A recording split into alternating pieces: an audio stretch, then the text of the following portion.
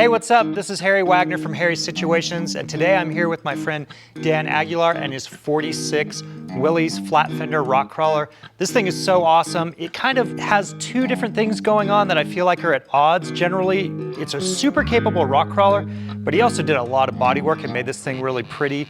But you would think if it was me, I wouldn't want to take it out and scratch it. It looks so nice. But Dan here seems to have no problem taking it and wheeling it hard.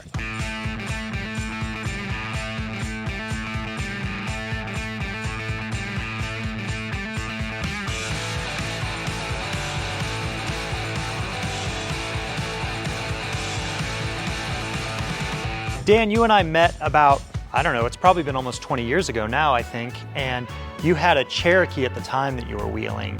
So was that your first rig? I think of you as being a Chevy guy, but you had a Jeep Cherokee, now you have a Jeep Willys.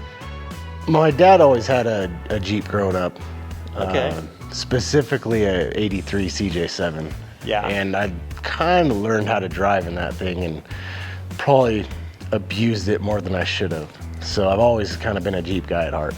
So you also own Sierra Valley Axle and Gear, and is that Jeep how you learned to work on things? You said you abused it more than you should. Were you also fixing it? Yes, driving old Chevys, working on old Chevys taught me a lot. Fixing Jeeps and four-wheeling, braking stuff. The gear side of things was kind of my niche. I was really into it in the beginning and still am, and just had a niche for it naturally, and I enjoy doing it as well. So that's kind of, I found my passion, you know, and I went with that. And so this is a Jeep. I mean, it's got a 7-slot grille, but it's basically Chevy underneath, right? Yeah, that's a bunch of parts I collected over the years sitting around and from old Chevy trucks, and finally I had enough parts one day to start putting it all together. And the other thing I like, you know, we see a lot of vehicles these days, people go and they buy a new Jeep and they finance it and they buy crate axles, and you know, that's getting more and more people out there wheeling, which I think is awesome. I really respect Dan. You know, he built this thing by himself over years, and a lot of sweat equity in here. It's not super exotic parts. I think probably like air bumps and coilovers are the most exotic thing, but what's the drivetrain you have in here? It's a Z28 Camaro motor, all iron, so first gen. Turbo 400 trans. It had a Dana 300. I broke that in the yard test driving it. Eventually went to the Atlas, and that was the best thing I ever put into it. Haven't had a problem with that. 14 bolt rear out of an Army truck, so it was factory 456s, Detroit locker, stock shafts still. The front was a dually Chevy Dana 60 Kingpin, and I machined the hubs down and made them single wheel hubs, so I didn't spend any money there other than a set of wheel studs. And obviously you're running Nitto tires. This video is brought to you by Nitto. If you like what we're doing here, please subscribe to the Driving Line channel and make sure your next set of tires are Nittos. These are the Mud Grapplers. These are a 40-inch tire. Dan was telling me he's got about 6 seasons on these now. Really aggressive. You think of them, I mean, it's a mud grappler, so you think of it as being a mud tire, but they work really good in the rocks and the snow too, right? Yeah, I love them. You know, I hardly see anyone running the Mud Grapplers, and it surprises me because they work really well. And I've wheeled with guys with the Trail Grapplers, and they work really well also, but I'm partial to the Mud Grapplers for sure. My next set will be a brand new set of Mud Grapplers. No, and I think it is distinctive. Another thing that sets the Jeep apart from other vehicles out there on the trail. Like you said, we don't see a ton of those around here.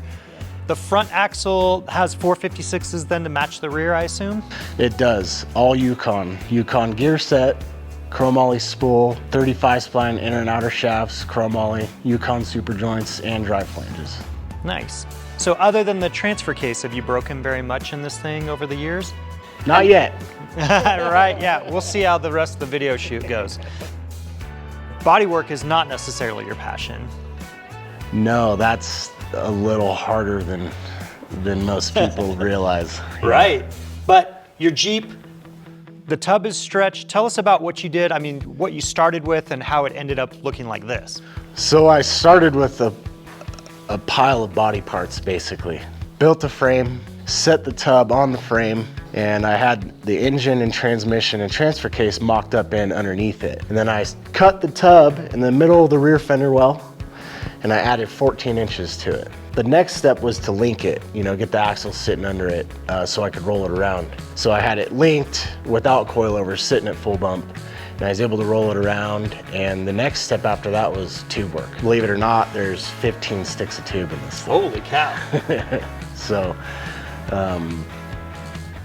you know, and then from there you start patching in sheet metal and doing Bondo and sanding for hours, you know. And my dad, fortunately, he's the body guy. He helped me with all the body work, so. And did you and him shoot it then also? Yeah, in the garage. Okay, wow. So, yeah. You mentioned the suspension, more kind of conventional in the rear, right? It's a triangulated 4-link with coilovers, but the front is less conventional. Yes, and I got the idea from Sam, the Samco Fabrication. He had built a desert sand truck, Dodge sand truck, and he had a reverse 3-link in the sand truck. And I'd kind of been picking his brain about suspension, and he was giving me pointers, and he leaned me towards the reverse 3-link because its mannerisms, crawling up rocks and steep stuff, works really well. And it is go fast stuff, you know, it still does handle good at high speeds and stuff. The benefit I really enjoy is the lower link, wishbone link, protects the oil pan, my drive line, and all kinds of stuff like that, so. Right, so when you say reverse 3-link, you've got 2 uppers that are straight? Outboard, up high. And then it has 2 mounting points on the axle end on the lower and 1 at the frame end, is that right? No, other way around. It's one big chromoly heim at the diff down low, and then the wishbone just swings off of the chassis. In uniform, just straight up and down. And now you couldn't run something like that with a traditional steering box with a drag link, right? You'd have tons of bump steer. Yeah, not enough steering travel with your drag link or, you know, a track bar. If it wasn't a 3-link with your track bar, it would be too much for it. Right, but you don't need a track bar because that wishbone locates the axle from side to side, right? Keeps it center. Okay, and then you're running full hydraulic steering then? Yes, running trail gear. They're not their HD steering cylinder, but they're standard 8-inch ram. Okay. PSC pump, the steering orbital from trail gear as well. So how are the mannerisms of that? Because there's trails around here where you can just probably don't even need to put this on the trailer to get to, right? Yeah, I'll go down the pavement a little ways. It tracks and drives good straight. It'll still do 70 miles an hour. So for the suspension, you're running King coilovers, right? How long are they, or what sort of spring rates are you running on? 14-inch Kings. The springs are 250 lowers, front and rear. The rear has 150 uppers, and the front has 200 uppers. Okay, so yeah, that's pretty soft. But for rock crawling, pretty low speed, you want all of that articulation. Yeah. Works well. No, and I remember when you first got this thing done and took it out, and there was like, you just put a tire on everything, no matter how high it was, this thing flexes like mad. Yeah, we went to Fordyce, and that was a pretty fun day. So, having a bunch of seat time in this now, if you were to do anything again, is there anything you would do differently? I've always been a fan of trailing arms. Yeah. I think I would have maybe trailing armed the rear. You mentioned getting rid of the Dana 300 and putting the Atlas in. Is it the gearing or the strength or both? It was, I broke the front output.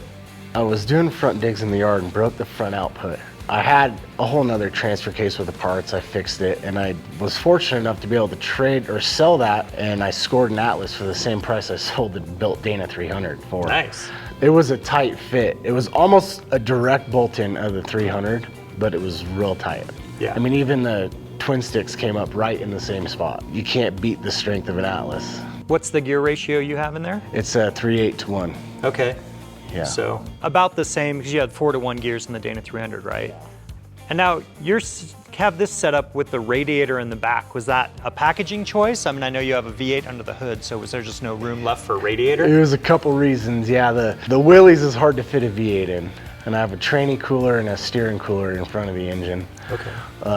Another reason is I've done a lot of towing rigs out of like Rubicon. And when that radiator's out there in front of the engine, things like to run warm. When they're out there getting fresh airflow, it helps out quite a bit. And what would you say was the biggest challenge? Was it the body work? To be honest, coming up with the money for all the parts I needed. Sure. You know, and building it in my spare time, all my waking moments in spare time. Nothing here is out of a kit. You did this all yourself. Like, what sort of bender did you use, or how did you get the line straight and come up with it, the look that you have? I did have some help from friends. My buddy Jake basically broke in his new JD squared tube bender when we built this, and in the process taught me how to bend tube and fabricate like roll cages and stuff. So that was kind of my first tube bending experience, and he kind of had some of the design for the cage. He wanted a deep brow to give it the meaner look, and it was kind of a challenge because there's different angles on the tub where it narrows up coming into the hood, so the top pieces kind of narrow in and then dive down, and it was kind of tricky. Also, I was trying to keep as much of the tub there as possible. I wanted a full floorboard. I didn't want stuff falling out on the trail, and it's kind of a nostalgic thing. So it took some work running tube through the whole body. It almost would have been easier to tube chassis and make some panels and attach them, you know? Right, not have those constraints of a tub to work around, just skin it afterwards. Yep, and the cooling system runs through the lower tubes in the floorboard of the cage. Oh, wow. As well, and then it all ties in together down there. Very cool. So that's it for this episode. Dan's Jeep is super cool in my opinion. It's got 40-inch Nitto Mud Grapplers, coilover suspension. And who could forget about that V8 engine? What do you love most about it? Comment below. And don't forget to like and subscribe. Thanks for watching Driving Line. If you guys like this video, consider subscribing to our channel so you'll never miss any of the content we create here. Whether you're into trucks, Jeeps, imports, domestic vehicles, or anything in between, we are here to fuel your passion. So hit that subscribe button and we'll see you guys next time.